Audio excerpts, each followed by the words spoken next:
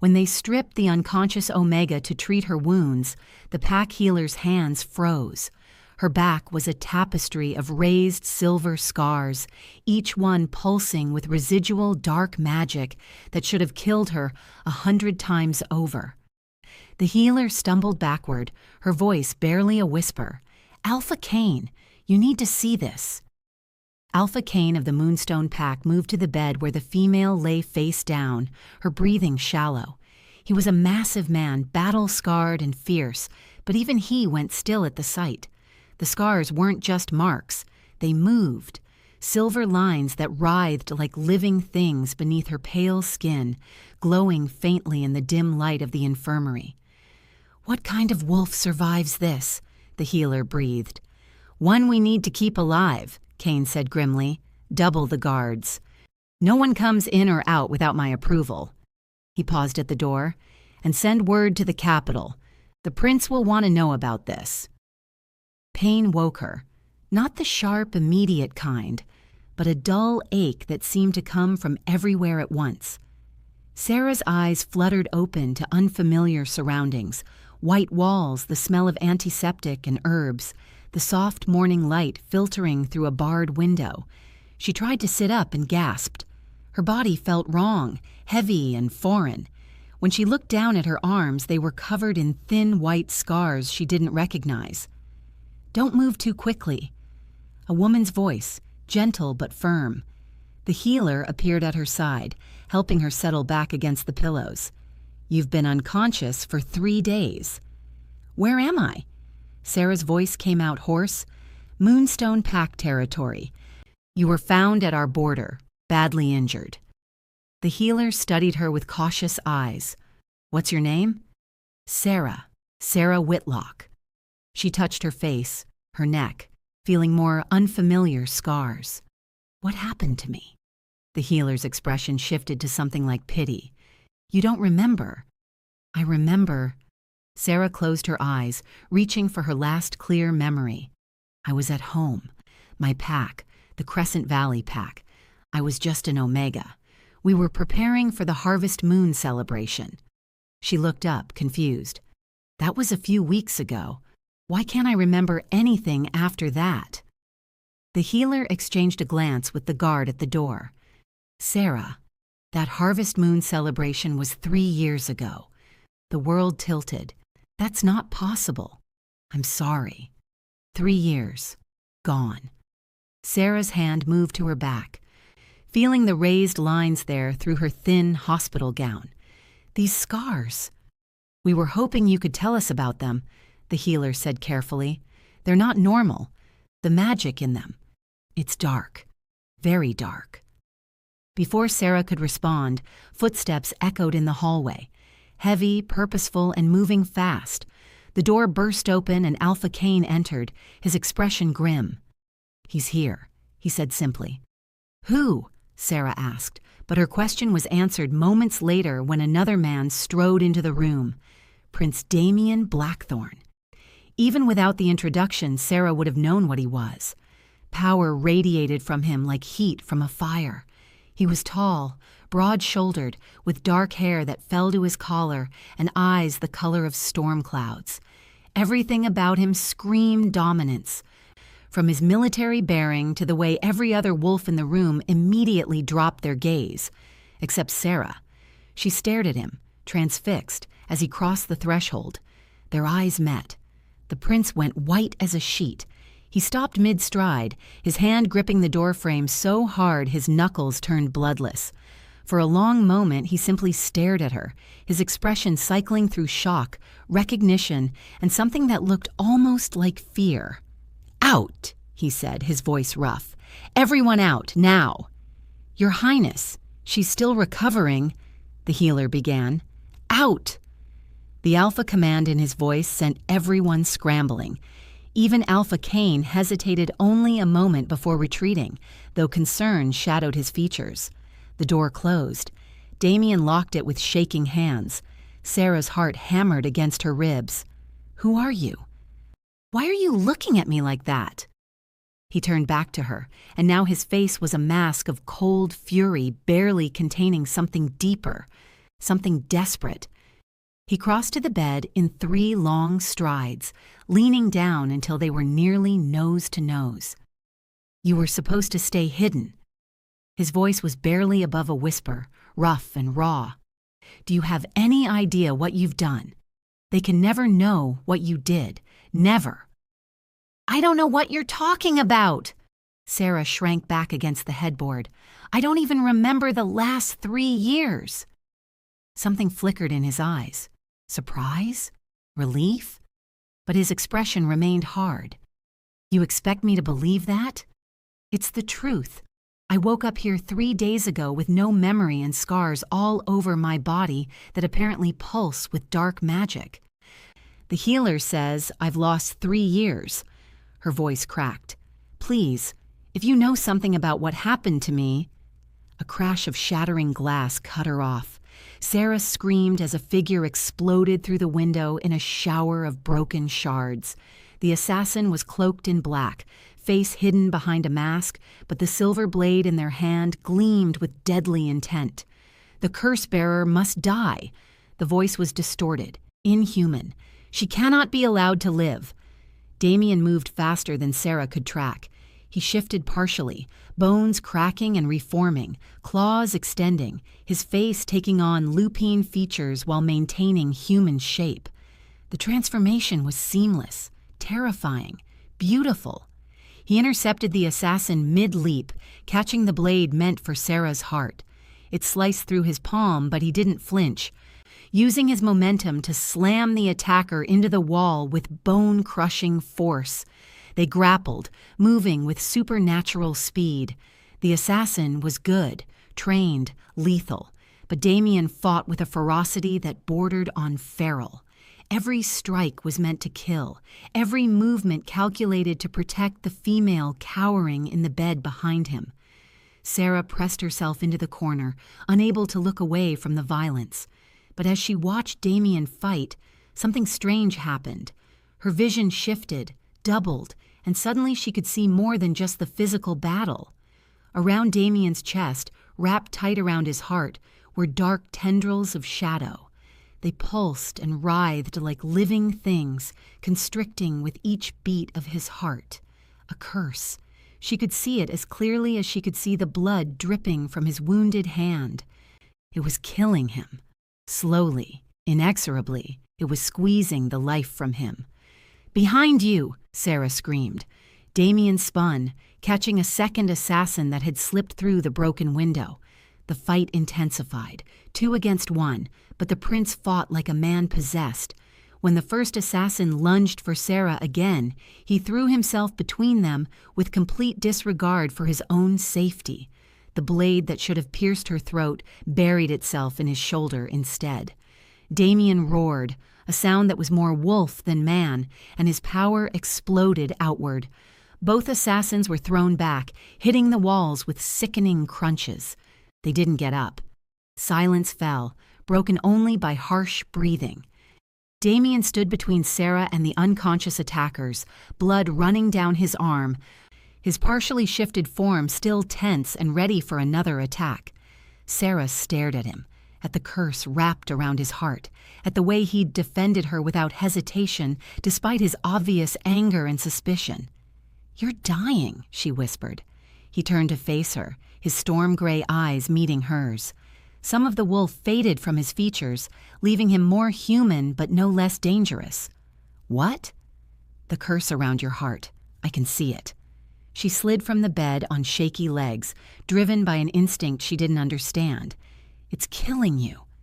His expression shifted to something unreadable. "That's not possible. No one can see a blood curse without—" He stopped abruptly, his eyes widening. "Unless you—" The door burst open, guards flooding in with weapons drawn. Alpha Kane was right behind them, taking in the scene with sharp eyes. "Secure the prisoners," Damien ordered, his voice back to that cold, controlled tone. But he never took his eyes off Sarah. "And clear everyone out. Again." "Your Highness, you're injured." "Now."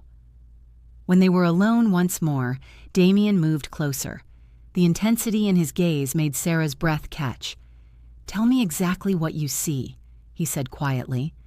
Sarah swallowed hard, unable to look away from the dark magic strangling his heart. Black tendrils, they're wrapped around your heart, pulsing with every beat. They're choking it. Slowly. She lifted her hand without thinking, reaching toward his chest. "How are you even standing? This should have killed you months ago." He caught her wrist before she could touch him, his grip firm but not painful. "Because someone cast a protection spell on me 3 years ago. A spell that cost them everything." His thumb brushed over the scars on her wrist, scars that suddenly flared with faint silver light at his touch. A spell that should have been impossible for an Omega to cast, let alone survive. Sarah's mind reeled. "You think I don't think." His voice dropped lower, almost gentle despite the steel beneath. "I know. And now that you're awake, now that they've found you." He glanced at the unconscious assassins. "The war we've been trying to prevent is about to begin." "What war? Who were they? Why do they want me dead?" Damien released her wrist and stepped back, his expression closing off again. "Questions I'll answer once we're somewhere secure. Can you walk?" Yes, I think so." "Good." He moved to the window, peering out cautiously before turning back to her. "Because we need to leave. Now. Before more of them come." His eyes met hers, and for just a moment she saw past the cold prince to the desperate man beneath. "And you need to decide very quickly, Sarah Whitlock, if you trust me. Because I'm the only thing standing between you and an entire faction that wants you dead for crimes you can't even remember committing." Sarah looked at the scars on her arms, the unconscious assassins, the blood still dripping from Damien's shoulder. 3 years gone, dark magic in her veins. A prince with a death curse wrapped around his heart who knew her secrets, secrets even she couldn't remember. She met his steady gaze and made her choice. "I'll come with you." Something flickered in his eyes, relief perhaps, or maybe just resignation. He held out his uninjured hand. "Then we run." Chapter 2. They ran. Not through the front door where guards and questions waited, but through the back corridors of the Moonstone pack house, Damien's hand firm around Sarah's wrist as he pulled her through passages that seemed to exist in the building's forgotten spaces. He moved with the confidence of someone who knew every secret of this place, every hidden exit. Sarah's legs trembled with weakness, but adrenaline kept her moving. Behind them, she could hear shouting, Alpha Kane's voice barking orders, the sound of running feet. "Here." Damien pulled her into a narrow stairwell that led down into darkness. The air grew cooler, damper. A basement, or something beneath it. "Where are we going?" Sarah whispered. "Somewhere they won't look, not immediately." He glanced back at her, his expression unreadable in the dim light. "Can you keep going?" She nodded. Though her body screamed in protest, the scars on her back burned with each movement as if the dark magic in them recognized the danger they were in. The stairwell ended at a heavy wooden door. Damien pushed it open, revealing a small underground chamber that looked like it had once been a wine cellar.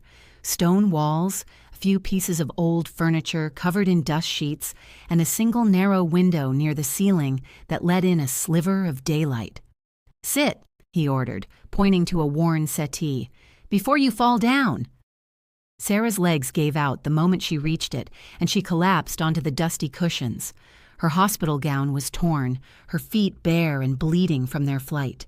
She looked like hell, felt worse, and yet, "Why did you save me?"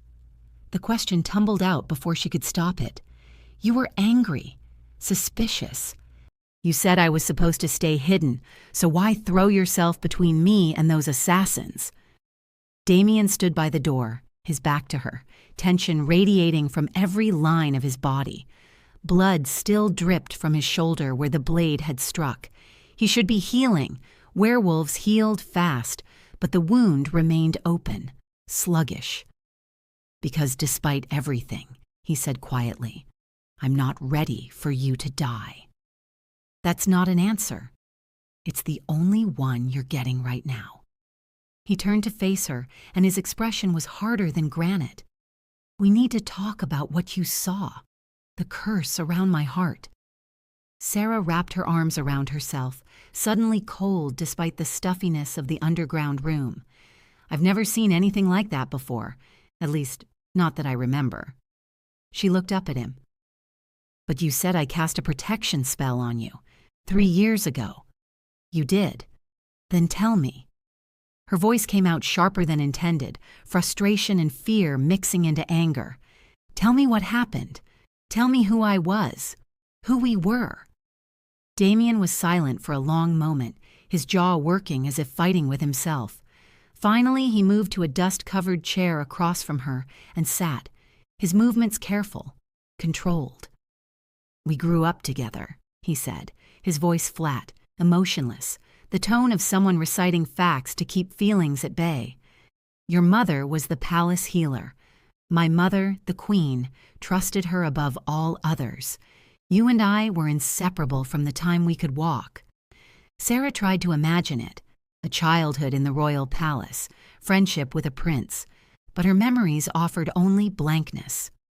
We were 7 when we first felt the mate bond. A bitter smile crossed his face. Too young to understand it fully, but we knew. We always knew we were meant for each other. Her breath caught.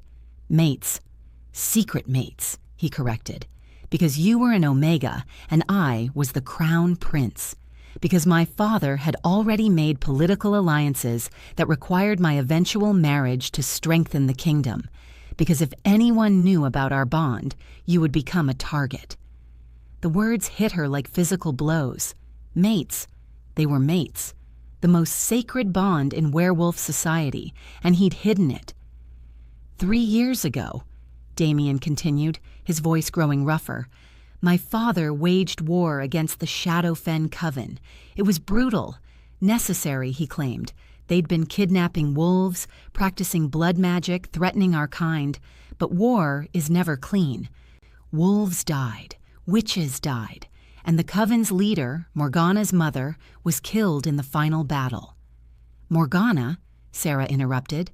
Something flickered across his face. I'll get to her. Let me finish. She nodded, even as dread coiled in her stomach. The Coven leader's daughter, Morgana Shadowfen, survived. She was 19, beautiful, and more powerful than her mother had ever been. She also had connections.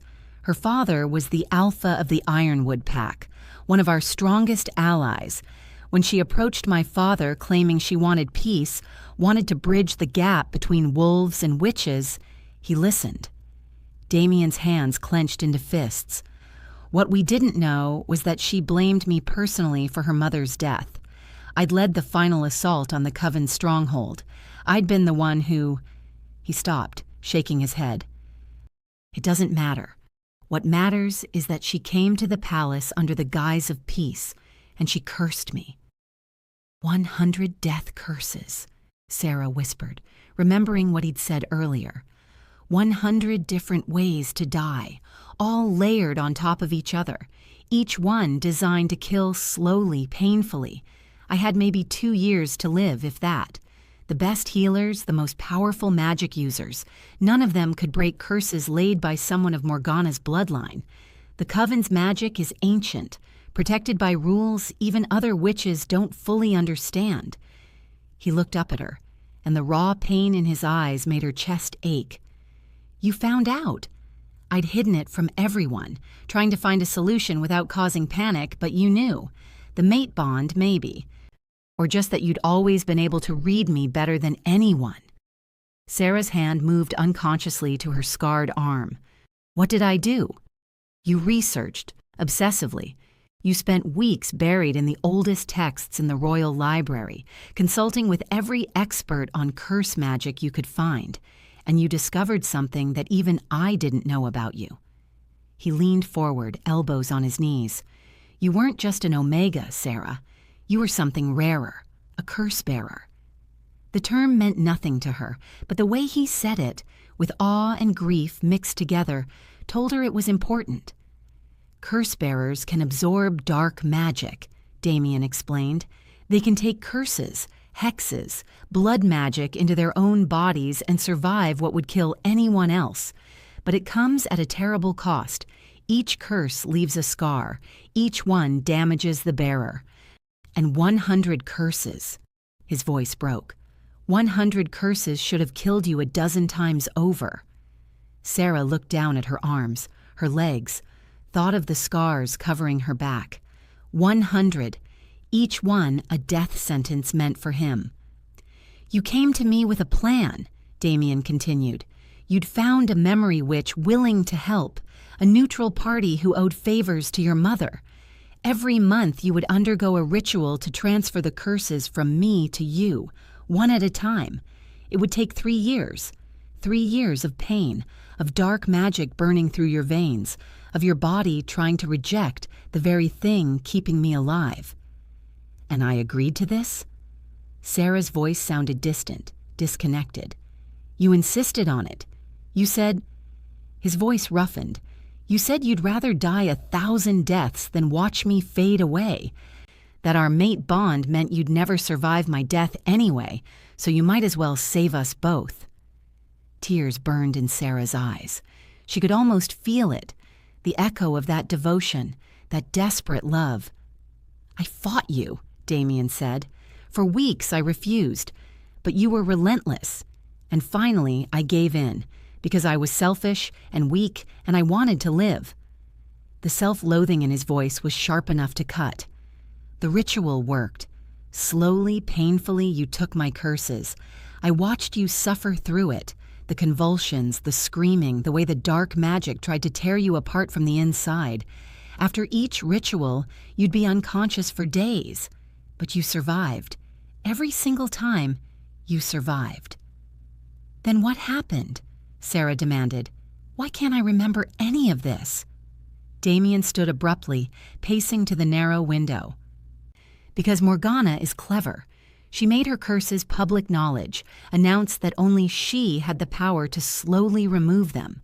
She positioned herself as my savior, the bridge between wolves and witches. My father, desperate to save his son and maintain peace, agreed to a betrothal. The word hung in the air like poison. You're engaged, Sarah said flatly.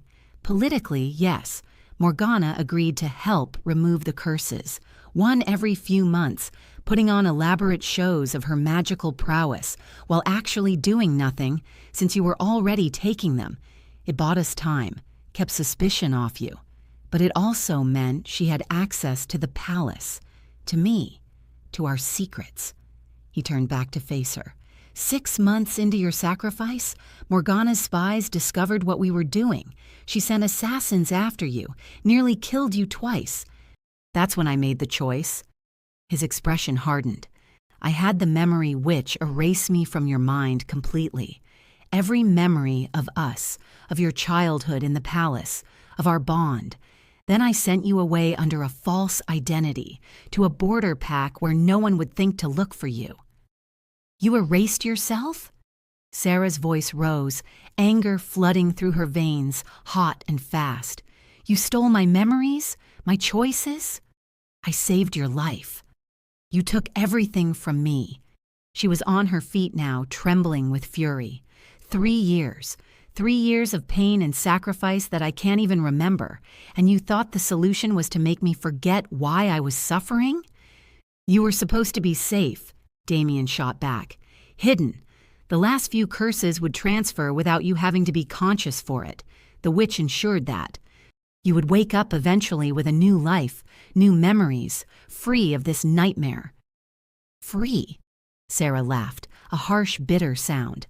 I woke up covered in scars that burn with dark magic, with no memory of who I am or what happened to me. I've spent 3 days thinking I was going insane. And now you tell me I did all of this willingly? That I chose this?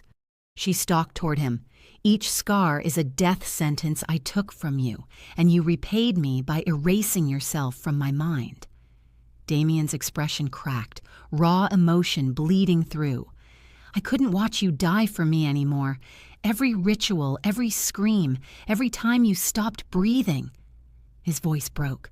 I was losing you piece by piece, and I couldn't bear it. So yes, I made a choice. Maybe it was wrong. Maybe it was selfish. But it meant you could live. Except someone found me anyway, Sarah said coldly. So all that sacrifice, all that pain was for nothing. Not nothing. Damien's hand moved unconsciously to his chest. You saved me. Whatever happens now, you gave me 3 more years of life. 3 years to prepare, to grow stronger, to... A sound from above cut him off. Footsteps on the floor overhead, multiple sets. Damien immediately moved to Sarah's side, his body tensing for a fight. They've found us, he breathed, but the footsteps passed by without pausing. Seconds ticked by in tense silence. Finally, Damien relaxed slightly, though his hand remained on her arm. We can't stay here much longer, he said quietly. They'll search everywhere eventually. Sarah pulled away from his touch, needing distance, needing space to think through the hurricane of emotions and information. The curse around your heart. I took all 100 death curses, but it's still there, still killing you. His expression went carefully blank. Yes. Why? Because Morgana is the caster. She's the only one who can truly remove it. The words came out flat, defeated. You took the curses into yourself, bought me time, weakened their hold. But the root of the magic remains, tied to her bloodline, her power. Until she breaks the curse herself, or until she dies, I'm still dying. Just slower. And she won't break it. Why would she? As long as the curse exists, I need her. She has leverage, power. Damien's jaw tightened. She's the future queen, beloved by the people for saving me, politically untouchable because of her father's alliance. Even if we expose the truth, no one would believe that she cursed me in the first place. She's too clever, too careful. Sarah sank back onto the settee, her mind reeling. So what now? I've lost 3 years of my life. I'm covered in dark magic that marks me as a target. You're engaged to the woman who wants us both dead, and you're still dying anyway. She looked up at him. Was it worth it, Damien? Any of it? Before he could answer, the floor above them erupted in noise, shouting, the sounds of a commotion. But this wasn't guards searching. This was something else, something worse. Damien's head snapped up, his expression going from guarded to horrified in an instant. No, not now, not yet. What is it? He moved to the door, pressing his ear against it, listening intently. When he turned back to Sarah, his face was ashen. Morgana's here. She's arrived at the pack house. The words hit Sarah like a physical blow. She knows I'm here. Worse, Damien's voice was hollow. She knows you're awake, and she's demanding to see you. He crossed back to Sarah in quick strides, kneeling in front of her so they were eye level. Listen to me very carefully. Morgana is dangerous in ways you can't imagine. She'll seem charming, helpful, concerned. She'll offer to help you with the dark magic in your scars, maybe even offer to restore your memories. But it's all lies. Everything she does is calculated to serve her own ends. And what are her ends? Power, control, me. His eyes searched hers desperately.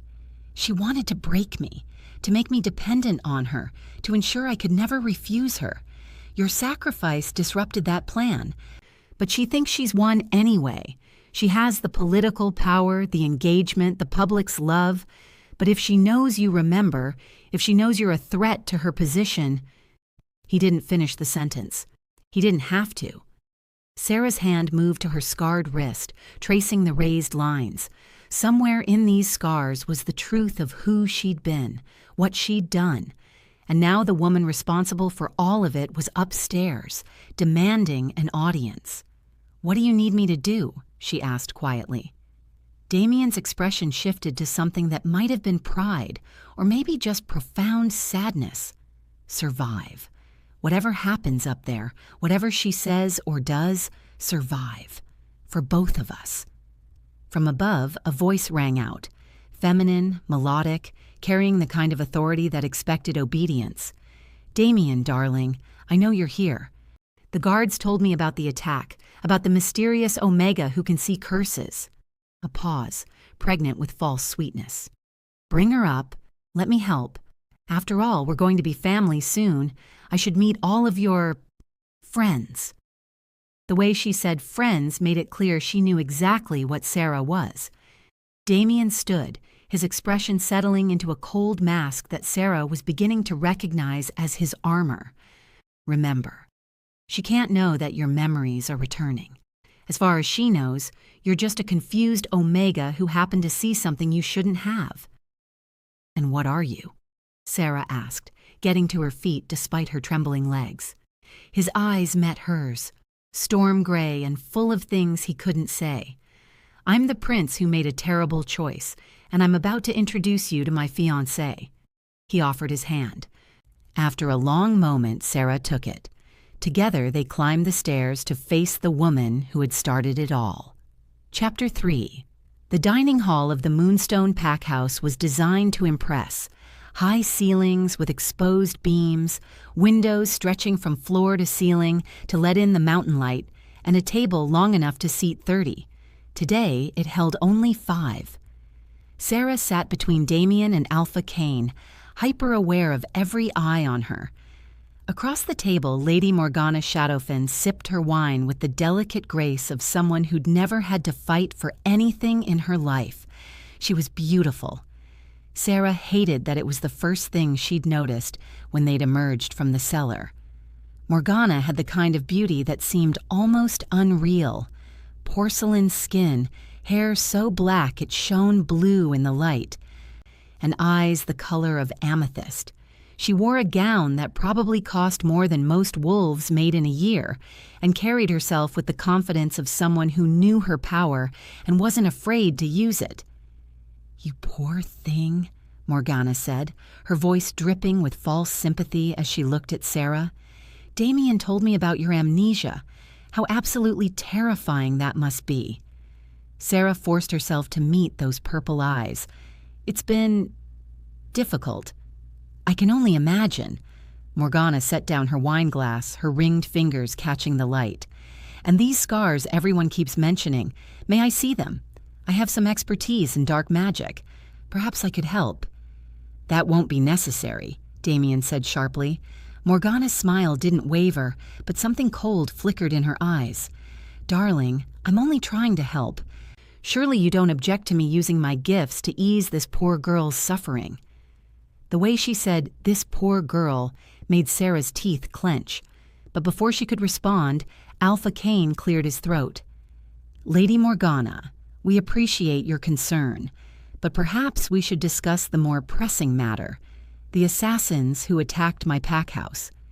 His tone was diplomatic but firm.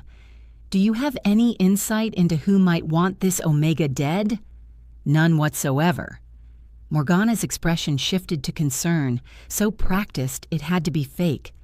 "Though I must say, dark magic of the kind you've described attracts dark attention. Perhaps these assassins were simply drawn to the cursed energy emanating from her."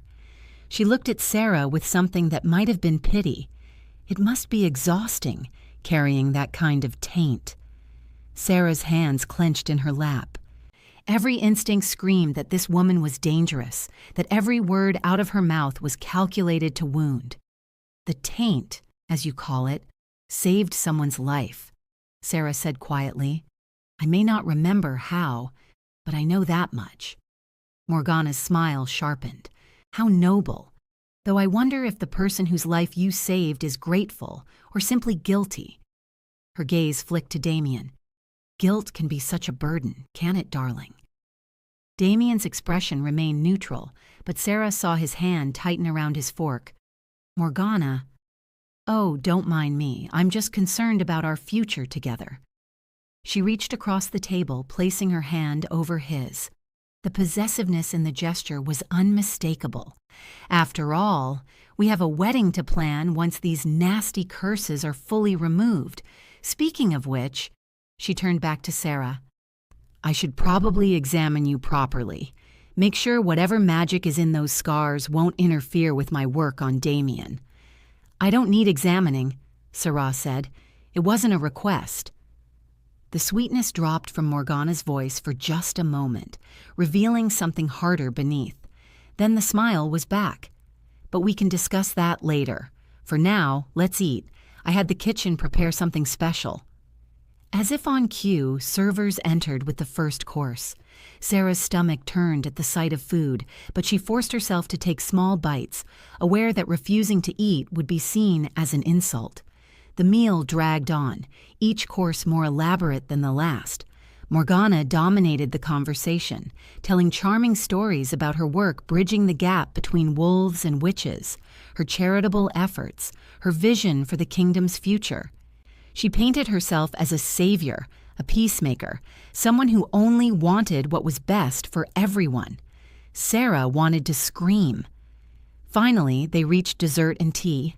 A server placed a delicate cup in front of Sarah, the liquid inside amber-colored and fragrant. She reached for it absently, her mind elsewhere, thinking about everything Damien had told her, about the 3 years she'd lost. "The tea here is exquisite," Morgana said, watching Sarah over the rim of her own cup. "Made from flowers that only bloom in the Moonstone territory, very rare, very special." Something in her tone made Sarah pause, her cup halfway to her lips.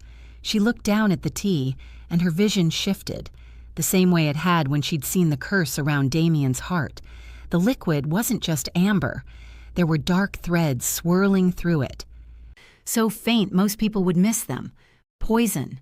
Wolfsbane, specifically. Enough to kill a normal wolf. Maybe enough to kill her too, weakened as she was. Sarah's eyes snapped up to meet Morgana's. The sorceress's smile was serene, expectant, waiting. "She knows," Sarah realized. "She knows I can see it. The logical thing would be to put the cup down, to call her out, to demand justice. But something else rose up in Sarah, something fierce and reckless and tired of being afraid. If Morgana wanted to see what a curse-bearer could do, then fine, she'd show her. Sarah raised the cup to her lips and drank. The wolfsbane hit her system like liquid fire. She felt it burning down her throat, spreading through her veins with vicious intent. Across the table, Morgana's eyes widened in satisfaction. "Sarah!" Damien lunged toward her, but it was too late. The poison reached her heart and the scars on her body erupted. Silver blue light burst from every mark on her skin, her arms, her legs, her back. The scars that had been dull and dormant suddenly blazed like molten metal, and Sarah gasped as power flooded through her. Not pain, not death, power. Her body was absorbing the wolfsbane, pulling it in the same way it had pulled in Damien's curses. But this time, she was conscious for it. This time, she felt the dark magic being torn apart, consumed, converted into something else entirely. The teacup shattered in her hand. The power kept building, more than her body could contain. It needed release, needed out, and Sarah had no idea how to control it. The explosion came from everywhere at once. Every window in the dining hall shattered simultaneously, glass bursting outward in a spray of silver blue light. The table cracked down the middle. Chandeliers swung wildly overhead. The force of it knocked everyone except Sarah from their chairs. Then, silence. Sarah stood at the center of the destruction, her body still glowing with residual energy, shards of glass floating in the air around her like suspended rain. She felt alive in a way she couldn't remember ever feeling, strong, dangerous, powerful. "Impossible," Morgana breathed, staring at her from where she'd been thrown against the wall. Blood trickled from a cut on her perfect face. "You should be dead." "Apparently," Sarah said, her voice steady despite the adrenaline coursing through her, "I'm full of surprises." Damien was on his feet staring at her with an expression caught between awe and terror. "Sarah, your eyes—" She didn't need a mirror to know what he was seeing. She could feel it. The silver blue light now permanently threaded through her irises. the mark of what she'd become. Alpha Kane recovered his composure first. "Someone get the healers, and someone explain to me what the hell just happened." "I can explain." The new voice came from the doorway, where a man now stood surveying the damage with interest. He was older than Damien, but carried the same air of authority. Dark hair streaked with silver at the temples, eyes the color of steel, and a presence that made everyone in the room instinctively straighten. The Alpha King had arrived. "Father," Damien said, his voice carefully controlled, "we weren't expecting you, clearly." King Aldrich Blackthorn stepped into the room, his gaze sweeping over the shattered windows. The cracked table, before finally settling on Sarah. "And you must be the Omega everyone's been whispering about, the curse bearer." Sarah forced herself to meet his eyes, even as every instinct told her to bow, to submit to the overwhelming dominance radiating from him. "Your Majesty." "Sarah Whitlock." He said her name like he was testing it, tasting it. Or should I say, Seraphina Thornhart, daughter of my late chief healer? His smile was sharp. "Yes, I know who you are. I've always known." The revelation hit her like another blow. "You knew. I know everything that happens in my kingdom." Aldrich moved closer, circling her like a predator assessing prey. "I knew when you started researching curse magic. I knew when you made your deal with the Memory Witch. I knew when my son sent you into hiding." He stopped in front of her. "And I've been watching you ever since, waiting to see if you'd survive." "Father," Damien started. Silence. The alpha command in the word was absolute. Damien's jaw snapped shut, though fury burned in his eyes. Aldrich turned back to Sarah. "Tell me, girl, do you know what you are?" "A curse bearer," Sarah said, though uncertainty crept into her voice. "No." Aldrich's smile widened. "Not anymore. What you just did, absorbing poison, converting it to energy, weaponizing it, that's not curse-bearing. That's something else entirely." He gestured to the destruction around them. "You're a curse eater, and if I'm not mistaken, you're the first one to manifest in over 300 years. The words hung in the air. Sarah felt everyone's eyes on her. Damien's shocked, Morgana's calculating, Alpha Kane's wary. "I don't understand," Sarah said. "Let me enlighten you." Aldrich moved to the cracked table, picking up a fallen book that had been knocked from a nearby shelf. He flipped through it until he found what he was looking for. Curse eaters. Beings capable of not just absorbing dark magic, but consuming it, storing it, and wielding it as a weapon. They were hunted to extinction centuries ago because they were powerful enough to overthrow alphas, to topple kingdoms, to reshape the very balance of power in our world. He showed her an illustration, a figure surrounded by silver-blue light, destruction in their wake. It looked unsettlingly familiar. "They were monsters," Morgana said, her voice tight, "abominations that had to be destroyed." "They were threats," Aldrich corrected, "to those in power at least, but they were also incredibly valuable. A curse eater could remove any curse, break any hex, cleanse any dark magic. They were the ultimate weapon against magical threats." His eyes glinted. "And now I have one in my kingdom." Sarah's blood ran cold. "I'm not a weapon." "Everyone's a weapon, girl. The question is who wields you." Aldrich set the book down. "Here's what I propose. You remove all of the curses from my son, fully, completely, permanently. You work for me as my personal curse eater, helping me protect this kingdom from magical threats. In exchange, I'll give you anything you want. Money, power, status. I'll even break Damien's engagement to Lady Morgana, if that's what you desire." "You can't be serious," Morgana hissed, her composure finally cracking. "We have an agreement. Our families will adapt," Aldrich said dismissively. "This changes things." He looked back at Sarah. "Well, what do you say?" Sarah's mind raced. Freedom from Morgana, the chance to truly save Damien. But "What's the catch?" she asked. Aldrich's smile turned approving. "Smart girl. The catch is this. Fully removing someone else's curses requires you to accept them into your own soul permanently. You can't transfer them again, can't expel them. They become part of you forever. And 100 death curses, even for a curse eater." He shrugged. "Well, I'd give you maybe 5 years before they consumed you from the inside out." "No," Damien said sharply, finally finding his voice despite his father's command. "Absolutely not. Sarah, don't even consider it." "You don't get a vote, son." Aldrich's tone was cold. "This is between me and her." "She already sacrificed 3 years for me," Damien said, moving to Sarah's side. "I won't let her sacrifice her life." "How touching."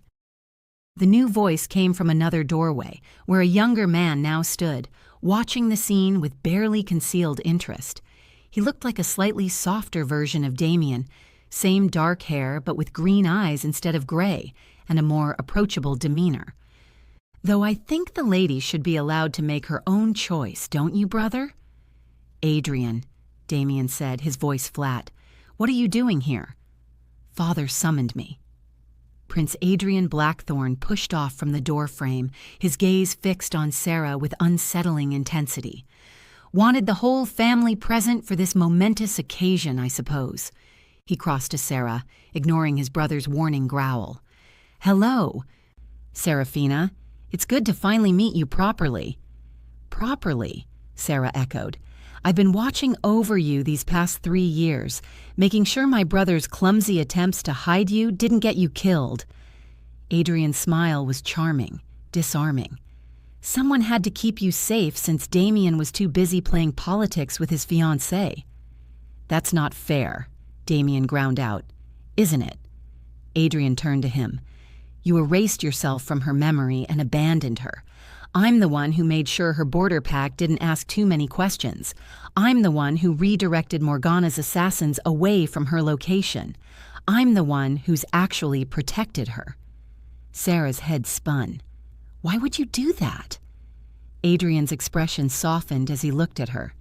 "Because someone had to, and because—" He hesitated, something vulnerable flickering across his face. "I've always thought my brother was an idiot for hiding you away instead of fighting for you. If you were mine, I would never have let you go." The implication hung in the air. Damien went rigid beside her. "Adrian," King Aldrich said warningly, "don't complicate this." "Why not? It's already complicated."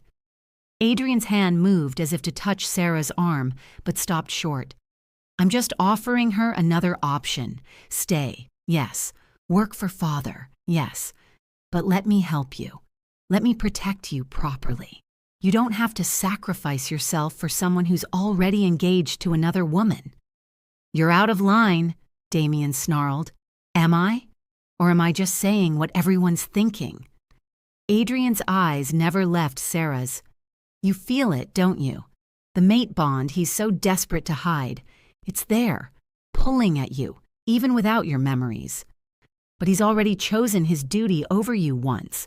What makes you think he won't do it again?" Sarah felt like she was drowning.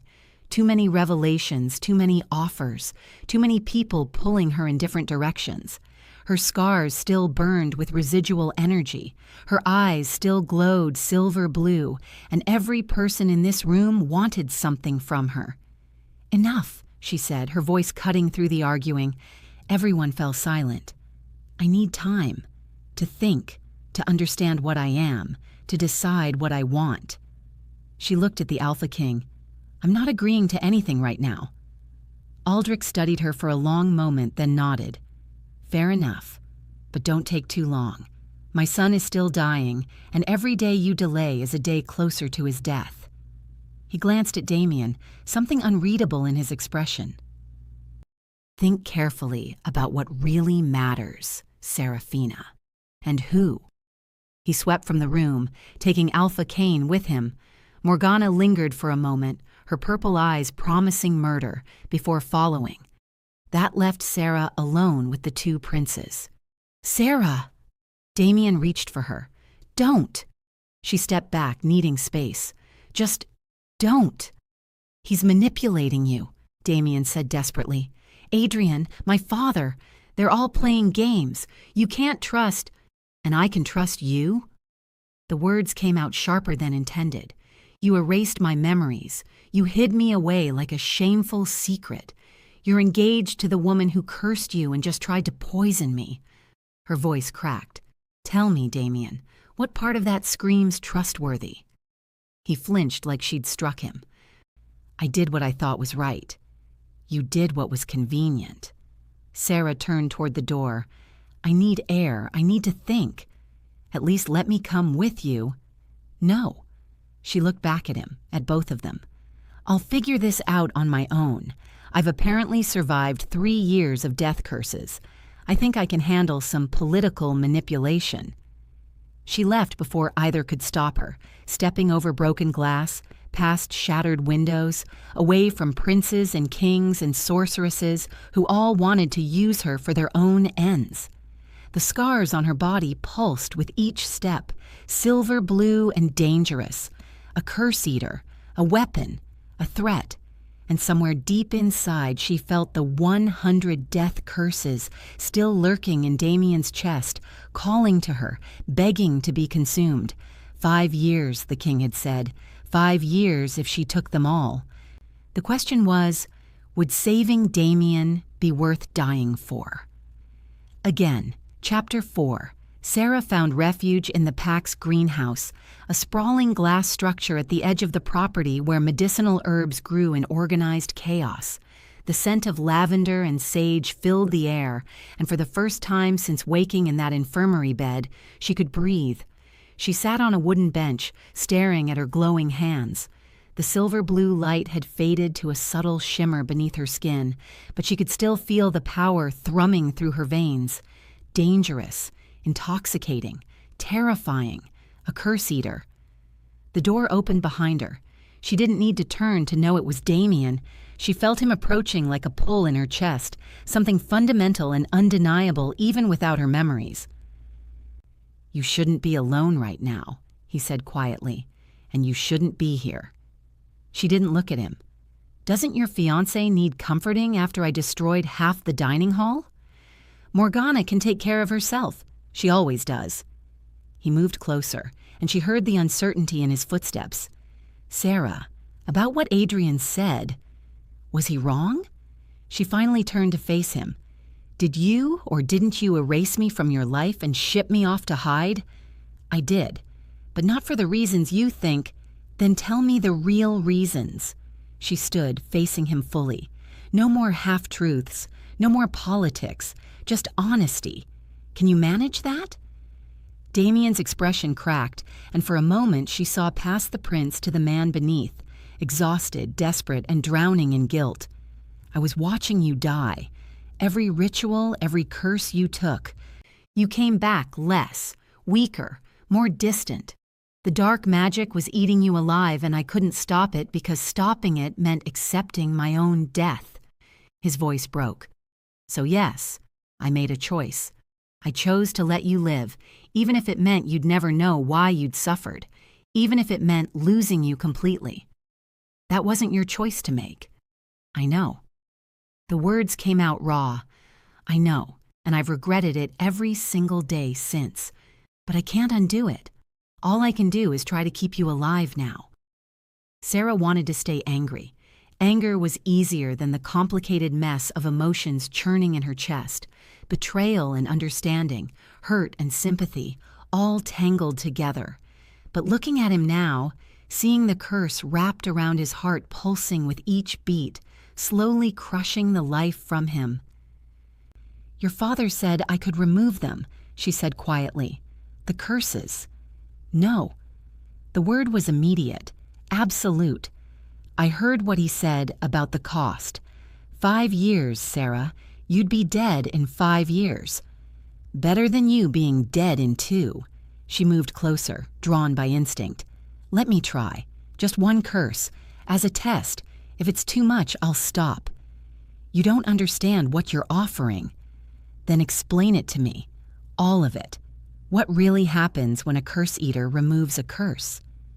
Damien was silent for a long moment, warring with himself. Finally, he pulled a small, leather-bound book from his jacket. I found this in my father's private library 3 years ago. It's one of the only surviving texts about curse eaters.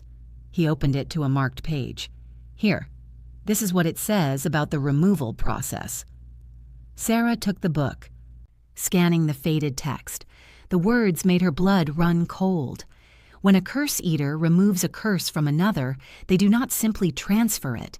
They consume it into their very soul. The curse becomes part of their essence, Yong-Jude written into their being. But there is always a price for such power. The curse eater must sacrifice something of equal value to what they save. A life for a life, a bond for a bond, a memory for a memory. A bond for a bond, Sarah whispered. What does that mean? I don't know.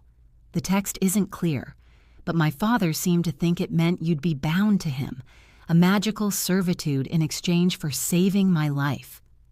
Damien took the book back. I won't let that happen. I won't let anyone else control you. Sarah thought about the Alpha King's calculating eyes, Adrian's possessive interest, Morgana's murderous intent. Everyone wanted something from her. Everyone wanted to use her, except maybe Damien, who wanted her to run.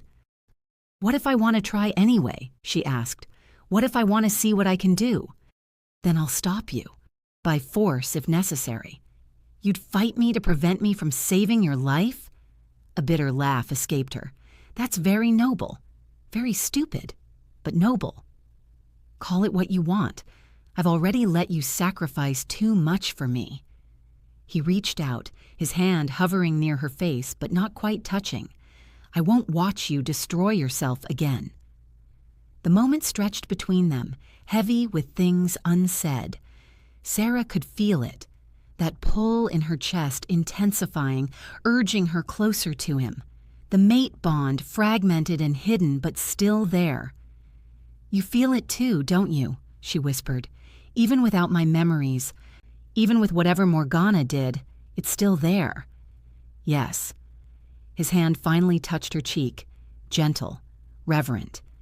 Every moment near you is agony and relief all at once, like breathing after being underwater too long. She leaned into his touch and for just a moment let herself imagine what they'd been before. Childhood friends, secret mates, two people who'd loved each other enough to make terrible choices. Then she pulled away. I want to try one curse, just to understand what I am, what I can do. Sarah, it's my choice, Damien, mine. You took that from me once. Don't do it again. The words hit home. She saw him flinch, saw the resignation settle over his features. One curse, he finally said, but the moment it becomes too much, you stop. Promise me. I promise. He nodded slowly, then pulled off his jacket and shirt, revealing the curse wrapped around his heart in all its terrible glory. This close, Sarah could see individual threads of darkness, each one pulsing with malevolent intent. 100 deaths, all coiled together. How do I... She trailed off, uncertain. The book said you have to want it, to call the curse to you. Damien stood still, vulnerable in a way she'd never seen him. To consume it, willingly. Sarah raised her hand, letting it hover over his chest. She could feel the dark magic thrumming beneath her palm, could see the silver-blue light of her own power responding to it. Hungry. She wanted this. Not just to test her abilities, but to give him relief. To take away even a fraction of his pain. The curse responded to her intent. One thread of darkness detached from the mass around his heart, snaking toward her hand like a living thing. The moment it touched her skin, agony lanced through her body. She gasped, nearly pulling away, but forced herself to hold steady. The curse burrowed into her palm, burning as it traveled up her arm, sinking into her chest, settling somewhere deep in her core. Her scars blazed with light, absorbing the dark magic, converting it, making it part of her. The pain was incredible, like being burned and frozen and torn apart all at once. But beneath the pain, she felt something else. Power. Raw, terrible, intoxicating power.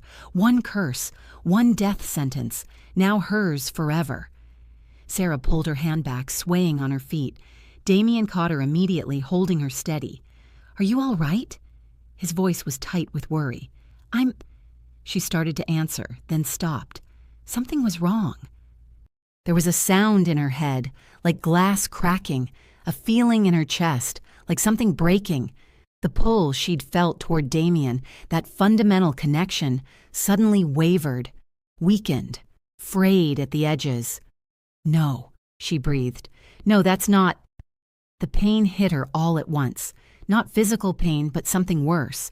An emotional agony that dropped her to her knees, screaming. It felt like someone was tearing her soul apart, ripping away something essential. The mate bond. She could feel it shattering like glass, piece by piece, thread by thread. The connection to Damien that had been calling to her since she woke. It was dying. "Sarah!" Damien was on the ground beside her, his hands on her shoulders. "What's happening? Talk to me." She couldn't form words, could barely breathe through the pain. All she could do was watch in her mind's eye as the beautiful golden thread that connected her soul to his frayed and snapped. The bond broke. The silence in her chest was deafening. Sarah's screaming stopped as suddenly as it started. She knelt there, gasping, tears streaming down her face, feeling the absence of something she hadn't even fully remembered having. "The bond," she managed. "Our mate bond. It's gone." Damien went white. "That's impossible. Mate bonds don't just break—" "Morgana." The realization hit her like a physical blow. She didn't just curse you with death, she cursed your ability to feel the bond. "And every curse I remove," her voice broke, "every curse I take severs my connection to you." The full horror of it crashed over them both. Sarah had thought the cost would be years of her life. Magical servitude to the Alpha King. She'd never imagined this. "If I save your life," she whispered, "I lose you completely. You'll never remember why you loved me. I'll never feel the bond that made me sacrifice everything." "No." Damien pulled her against him, holding her like she might disappear. "We'll find another way. There is no other way." She pushed back from him, anger and grief warring in her chest. "Don't you see? This was her plan all along. To make sure that even if I saved you, we'd lose each other anyway. She wins either way. She gets you alive but broken, and I get to live knowing I destroyed the one thing that mattered most." Damien looked shattered. "Sarah, I'm so sorry. I didn't know—" "How could you? She's been 10 steps ahead this entire time." Sarah forced herself to her feet, ignoring how her legs shook. "I need to find her. I need answers." "I'll come with you." "No." She turned to face him. "I need to do this alone. Please." She saw him want to argue, saw him bite back the protests. Finally, he nodded. "Be careful." Sarah left the greenhouse, her mind racing. One curse removed, one piece of her bond destroyed. 99 more to go. 99 more deaths to prevent Damien's. And at the end, nothing. She'd feel nothing for him at all. She found Morgana in one of the guest suites, looking perfectly composed despite the earlier chaos. The sorceress smiled when Sarah entered without knocking. "Well, well, the little curse eater. Come to thank me for the poison? It certainly helped you come into your power." "You knew."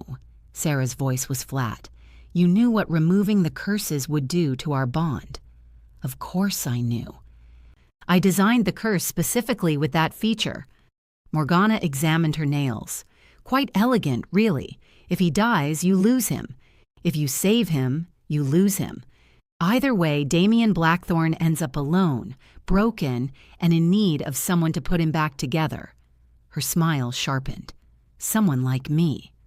"You're a monster." "I'm practical." Morgana stood, moving with predatory grace.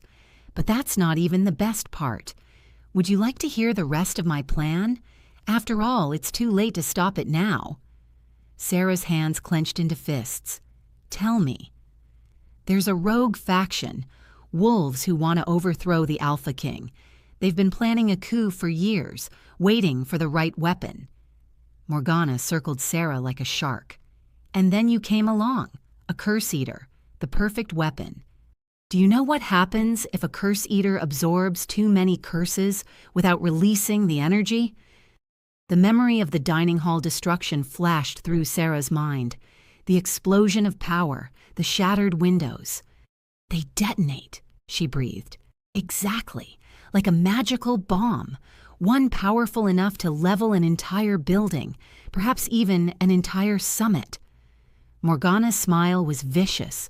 The Lunar Council gathers in 2 weeks, every alpha in North America, all in one place. The rogues are going to force you to absorb curses from their enemies, dozens of them, and then detonate you right in the center of the summit. I'll never agree to that. They won't ask. They'll use a compulsion spell. You won't have a choice. Morgana leaned in close. You're going to kill everyone, Sarah. The Alpha King, all the alphas, everyone who stands in their way. And then they'll build a new order from the ashes. Why are you telling me this? Because it's already in motion. Because even if you run, they'll find you. Because... Morgana's expression shifted to something colder. I want you to know that everything you've sacrificed, everything you've suffered, will ultimately destroy everyone you care about. I want you to live with that knowledge, however briefly. Sarah's vision went red.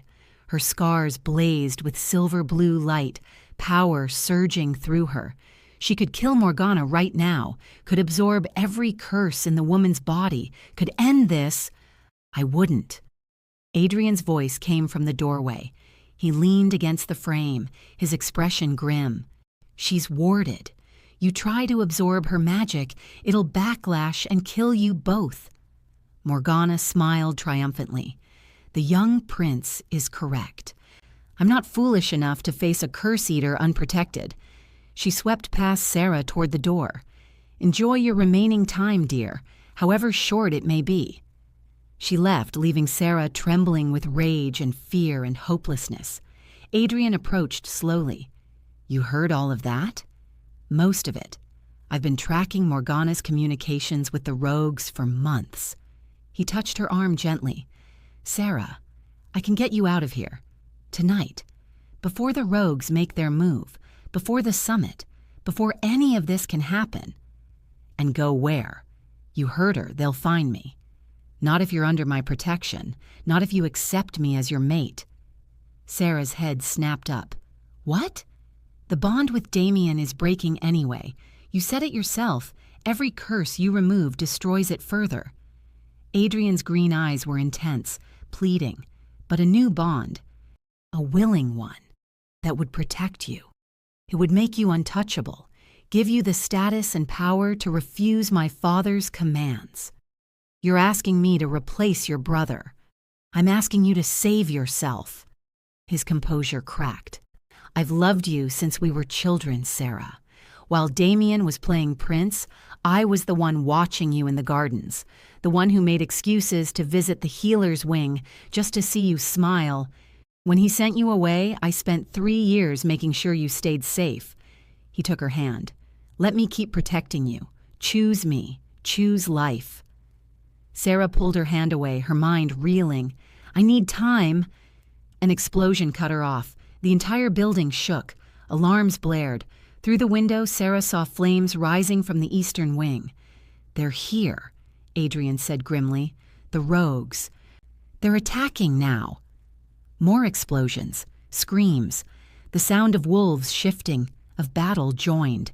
Damien burst through the door, blood on his face, his eyes wild. We're under siege. At least 50 rogues, maybe more. They're targeting the royal family specifically. His gaze found Sarah. They're looking for you.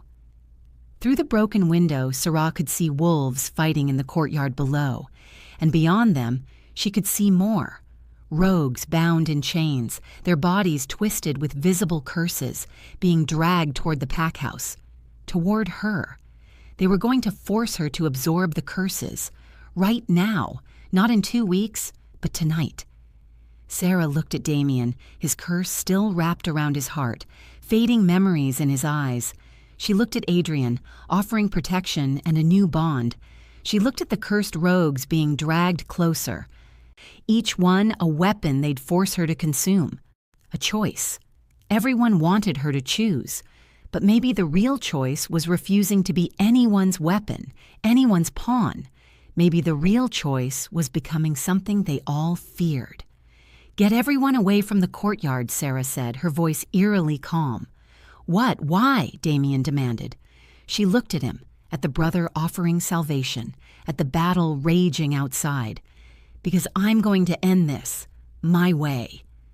Before either prince could stop her, Sarah shattered the window with a pulse of power and jumped. She landed in the courtyard in a crouch, silver blue light blazing from every scar. The fighting paused as everyone turned to stare at her, friend and foe alike. The rogues with their prisoners stopped, uncertain. Sarah stood facing them, facing the cursed wolves they'd brought. Facing the future they'd tried to force on her.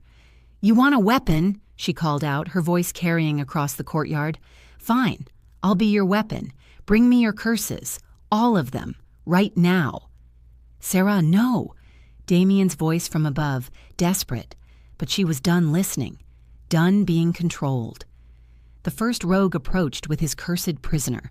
The wolf was twisted with dark magic, writhing in agony.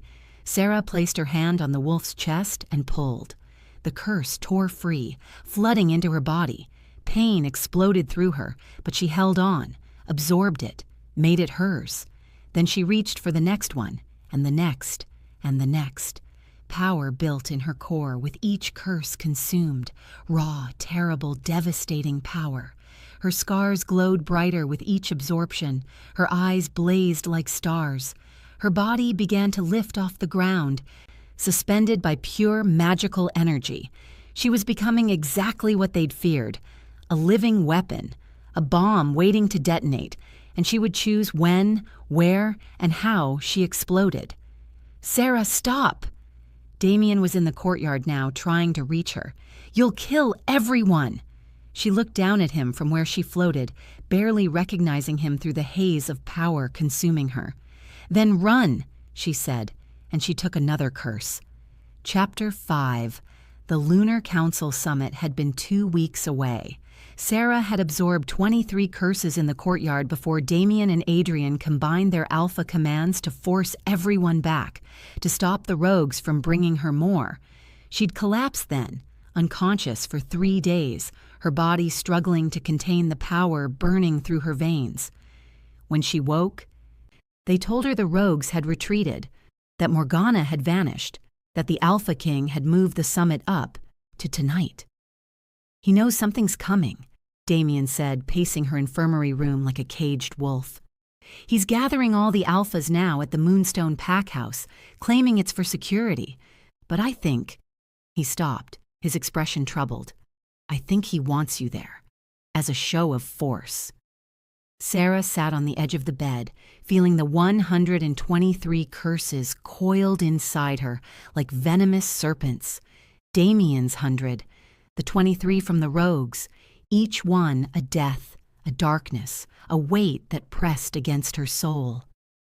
"How much of our bond is left?" she asked quietly. He flinched. "I don't know. I can barely feel it anymore. Sometimes I look at you and I remember loving you.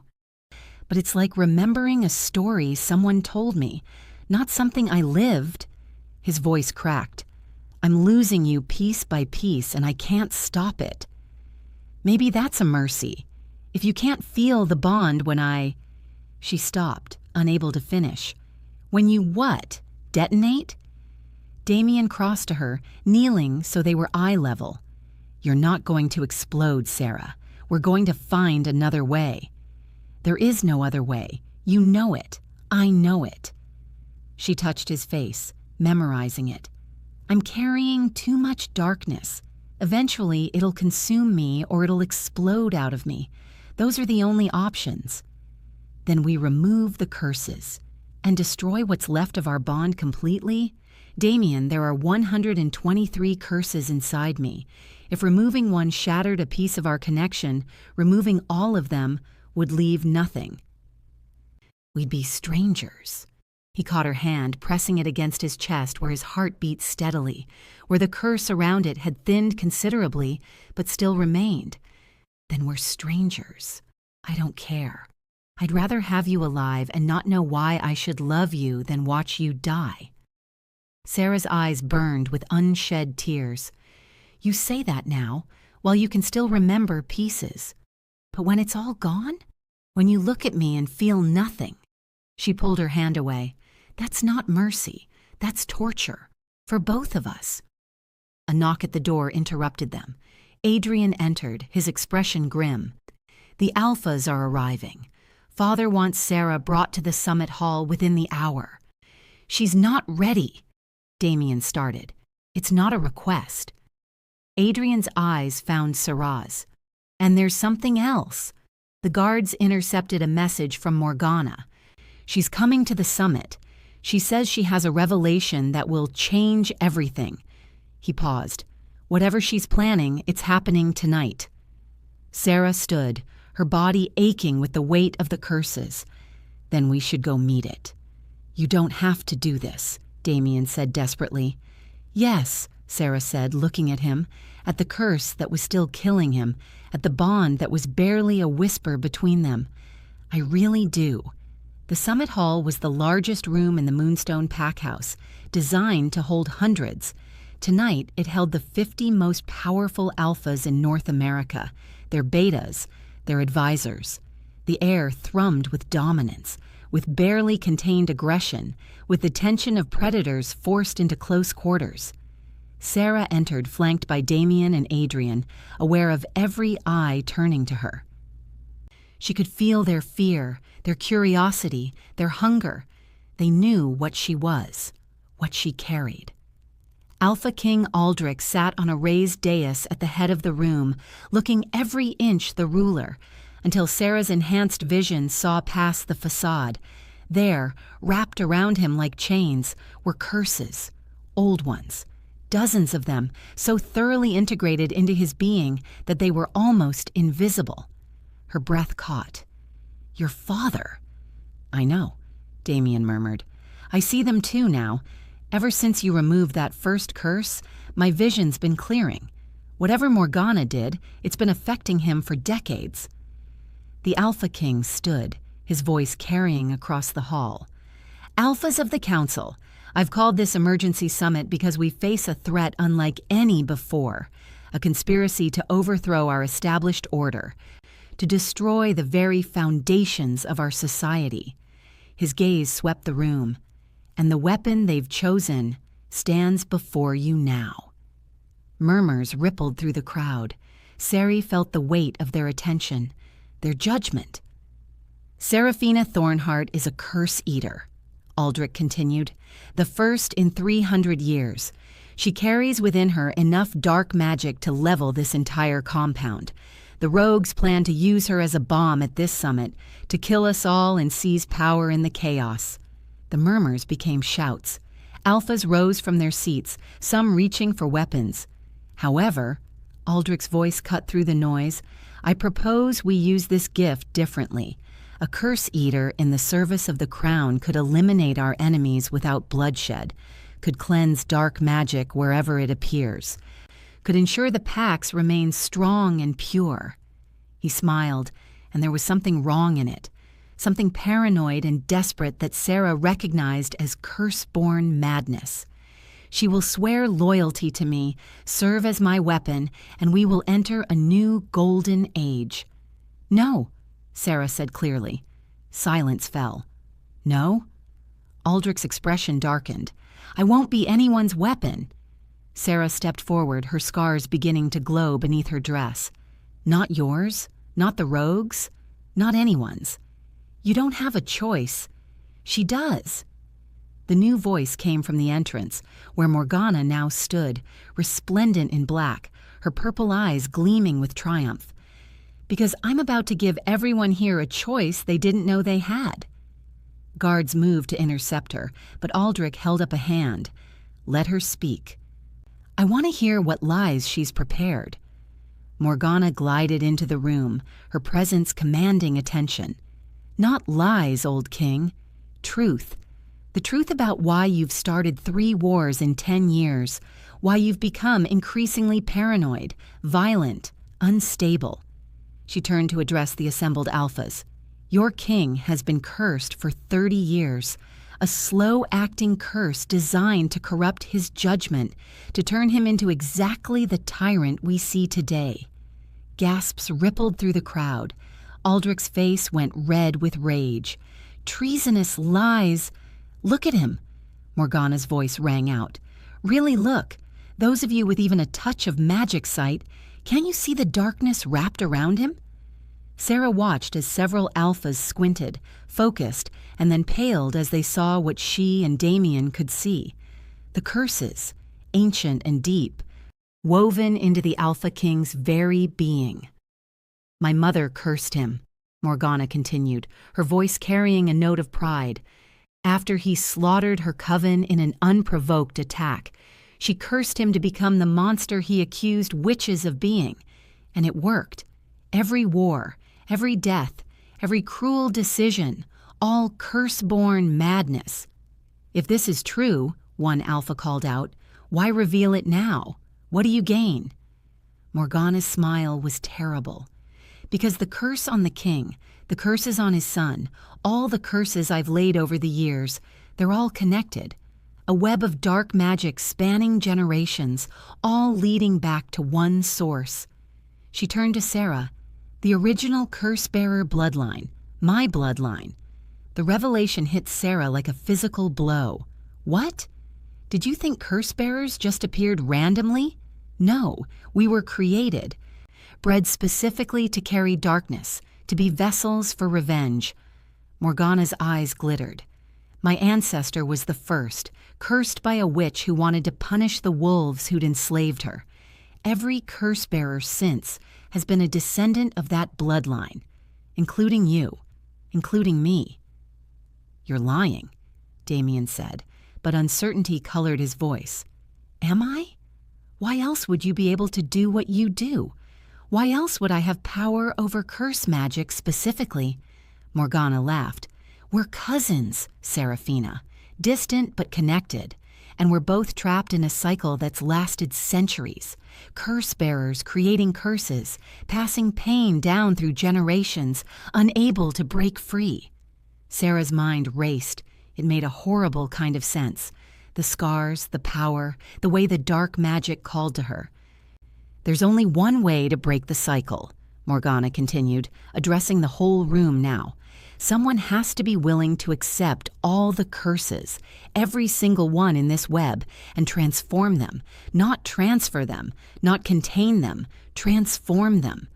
She looked at Sarah, and there's only one way to do that. Death and resurrection through the mate bond. Damien went rigid beside Sarah. No. It's the only way, Morgana insisted. A curse-bearer must die carrying the full weight of the curse web, then be reborn through the power of a true mate bond. The death purifies the darkness. The resurrection, powered by love stronger than magic, breaks the cycle. Her smile turned cruel. But of course, young Damien can't complete the mate bond ritual. I made sure of that when I cursed him. He barely remembers why he should love you. His wolf is trapped, unable to recognize his mate. The pieces clicked into place in Sarah's mind with horrifying clarity. This had been Morgana's endgame all along, not just to make Sarah a weapon, but to present an impossible choice. Save everyone by dying, knowing she couldn't be reborn because the mate bond was too damaged. Or refuse and watch the curse corruption spread, watch Aldrich's madness consume the kingdom. You've planned this for years, Sarah breathed. Decades, Morgana corrected. My entire life has been building to this moment. The moment when the great Alpha King's legacy burns to ash, when his son must choose between his mate and his kingdom, when the curse-bearer bloodline finally ends.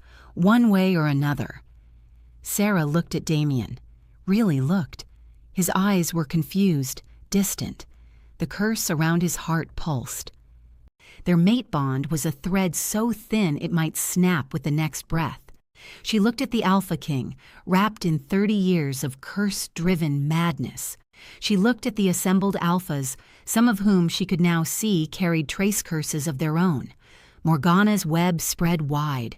She looked down at her own hands, glowing with the power of 123 curses, feeling the darkness pressing against her skin from the inside. Her body was already beginning to crack, fine lines of silver light bleeding through like her skin was porcelain about to shatter. "How long do I have?" she asked calmly. "Before you detonate?" Morgana tilted her head. "Minutes, maybe less. The curses are unstable. That's why I triggered the summit early. I wanted everyone here when you exploded." Damien grabbed Sarah's arm. "We're leaving. Now. We'll get you somewhere safe, somewhere you can release the energy without killing anyone?" Sarah smiled sadly. "Damien, there's nowhere safe. The moment I release this energy uncontrolled, it'll kill everything for miles. Animals, plants, people." She touched his face, memorizing the feel of him. "There's only one option." "Then we don't do it. We find another way."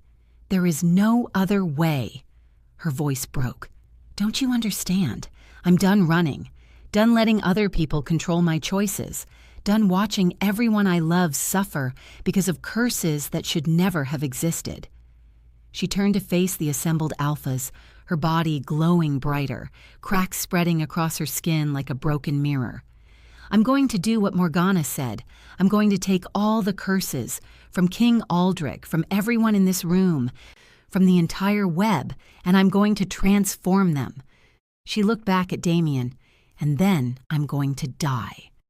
"Sarah, no.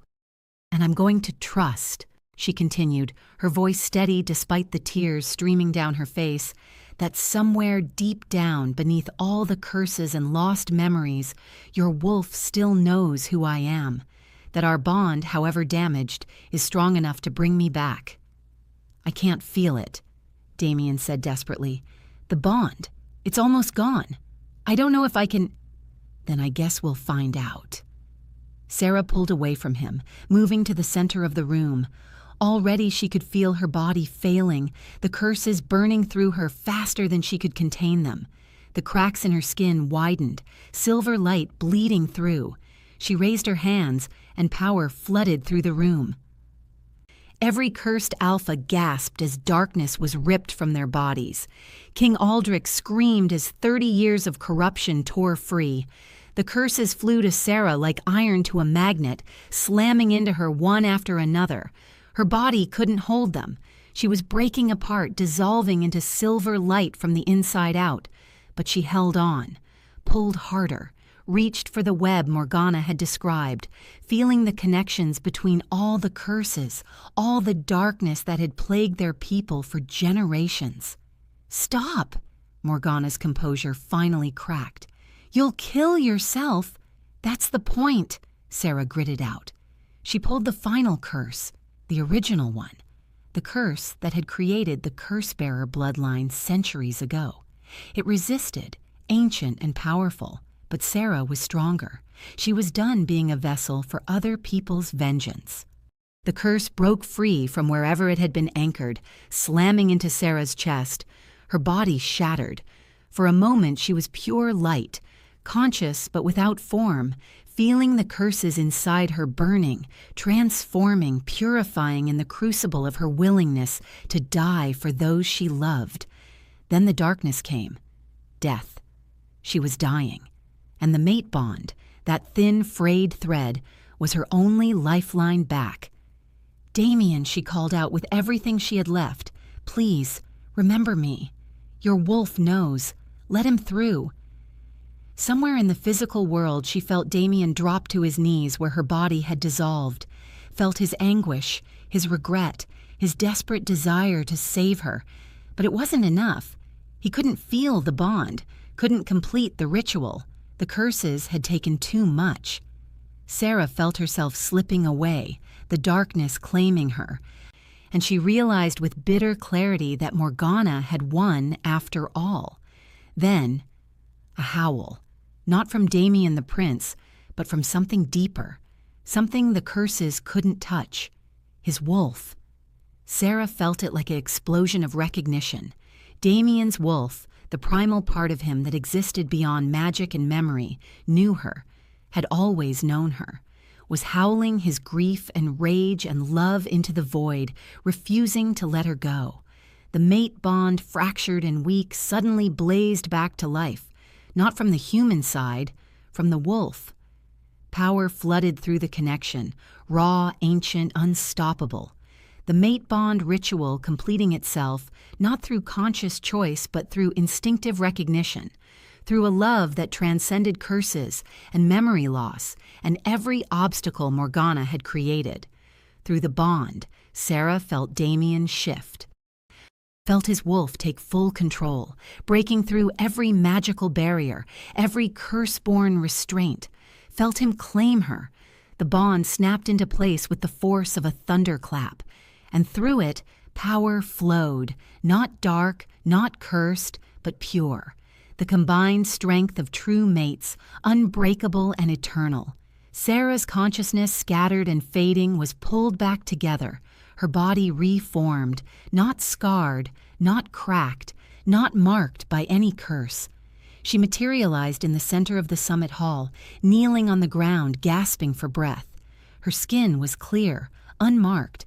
The silver-blue light that had consumed her now radiated outward in gentle waves. And the curses, they were gone, all of them, not just contained or transferred, but purified, transformed by death and resurrection into harmless energy that dissipated like morning fog. Sarah looked up to find Damien's wolf standing over her, massive and protective, his gray eyes blazing with recognition. Mate, she felt through the bond. My mate, always. The wolf shifted back, and Damien collapsed beside her, pulling her against him with shaking hands. Sarah. God, Sarah, I thought, I know. She wrapped her arms around him, feeling the bond between them stronger than ever, whole, pure, unbreakable. But I'm here. We're here. Around them, the summit hall erupted in chaos. Alphas who'd carried curses for years felt them lift, felt clarity return. The Alpha King stared at his hands, watching 30 years of corruption fade, leaving behind horror at what he'd become. And Morgana, the sorceress screamed as her magic tore free, not absorbed by Sarah, but simply rejected. The dark magic that had been her birthright, her power, her purpose. All of it evaporated in the face of the purification wave. She fell to her knees, powerless, human. No, she whispered. No, this can't. It's over, Sarah said, standing with Damien's support. The cycle is broken. The curse-bearer bloodline is free. Adrian appeared at their side, his expression unreadable as he looked at his brother and Sarah, their hands intertwined, their bond visible to anyone with even a hint of magic sight. I helped, he said quietly, for their ears only. The ritual, it needed an anchor in the physical world while you were between life and death. I held your body together long enough for Damien's wolf to complete the bond. He smiled, sad but genuine. I told you I'd protect you, even if it meant losing you. Sarah reached out with her free hand, squeezing his. Thank you. Don't thank me. Just be happy, both of you. Adrian stepped back, turning to address the stunned alphas. I believe we have some leadership issues to discuss. The Alpha King, no longer maddened, no longer cursed, rose slowly. His face was haggard, aged beyond his years as he looked at the assembled alphas. I hereby abdicate, he said, his voice carrying absolute conviction. My reign has been marked by curse-driven madness. I've started wars, made cruel decisions, failed in my duty to protect our people. He looked at Damien. My son will take the throne, and he'll do what I failed to do, rule with wisdom instead of fear, with compassion instead of cruelty." "Father," Damien started, "it's already decided." Aldrich's eyes, clear for the first time in decades, found Sarah. "And his first act should be to change our laws. No more curse bearers. No more sacrificial Omegas. No more children paying for their parents' sins." Murmurs of agreement rippled through the Alphas. They'd all felt the purification, the relief of having corruption lifted. They understood. Morgana was dragged away, powerless and screaming promises of revenge that rang hollow. The assembled Alphas began the formal process of recognizing Damien as the new Alpha King, but Sarah barely noticed any of it. She was focused on Damien, on the bond between them, singing with life and love and possibility, on the fact that she could feel him, truly feel him, for the first time since waking in that infirmary. "Your memories?" she asked softly. "Coming back." He touched her face with wonder. "Like a dam breaking. Every moment we had together, every reason I loved you." His voice caught. "I remember it all." "And the bond?" "Stronger than ever." He smiled, the first real smile she'd seen from him. "You saved everyone, Sarah. You broke a cycle that's lasted centuries. You—" She kissed him, cutting off his words. Some things didn't need to be said. Some things could just be felt. When they finally pulled apart, the summit hall had cleared except for Adrian, standing by the door. "Ready to rule, brother?" he asked lightly. "Ready to rebuild," Damien corrected. He looked at Sarah. "Together." She nodded. "Together." They walked toward the future hand in hand, an Alpha King and his Curse-Eater mate, their bond unbreakable, their purpose clear. To create a world where no one had to sacrifice themselves for someone else's sins, where love was stronger than curses, where broken things could be made whole. Behind them, the summit hall stood empty except for the lingering silver-blue light, a reminder of the curse-bearer who'd chosen transformation over destruction, love over vengeance, hope over despair, a reminder that even the darkest magic could be purified, and that sometimes the greatest power wasn't in carrying darkness, but in choosing to let it go. Epilogue. 6 months later, Sarah stood in the palace gardens where she'd played as a child, where she'd first felt the mate bond with Damien so many years ago. The new laws had been passed. No more forced Omega servitude, no more curse-bearers bred for dark purposes. The magical community and the pacts were working toward real peace, not the fragile détente maintained by fear and political marriages. Morgana had been exiled to the human lands, stripped of magic but alive. Mercy, Sarah had argued, was more powerful than vengeance. The Alpha King, the former Alpha King, had retreated to a remote pack, spending his remaining years trying to atone for the curse-driven horrors of his reign. And Sarah— There you are. Damien appeared on the path, moving with the easy confidence of a king who'd finally found his purpose. "The council is asking for you, something about establishing a new order of healers." "Healers, not curse-bearers," Sarah clarified, moving to his side. "Healers," he confirmed. "People who help others by choice, not by bloodline or obligation." She leaned against him, feeling the mate bond hum between them, whole, strong, perfect. Strange how things turn out. "Is it?" He kissed her temple. "You always were going to save everyone. I think you just needed to figure out how." "By dying?" "By choosing love over darkness. Death and resurrection was just the mechanism." He pulled her closer. "The real magic was always in the choice." Sarah thought about that, about all the choices she'd made, to take the curses, to fight back, to trust in a bond she couldn't even remember, about the choice to let go, to transform, to believe that love could be stronger than any curse. "So what now?" she asked. Damien smiled. "Now? We build something better, together. And surrounded by the flowers she'd loved as a child, bonded to the mate she'd sacrificed everything to save, Sarah finally felt something she hadn't felt in 3 long years. Peace. The curse-bearer's journey was over. The healer's work was just beginning, and this time she wouldn't have to carry the darkness alone. The end. Thank you for watching this video. Subscribe, a like, and share this video to continue listening to this type of story daily, and also to appreciate this community too. I would like to hear your wonderful opinion about this story. Please comment below.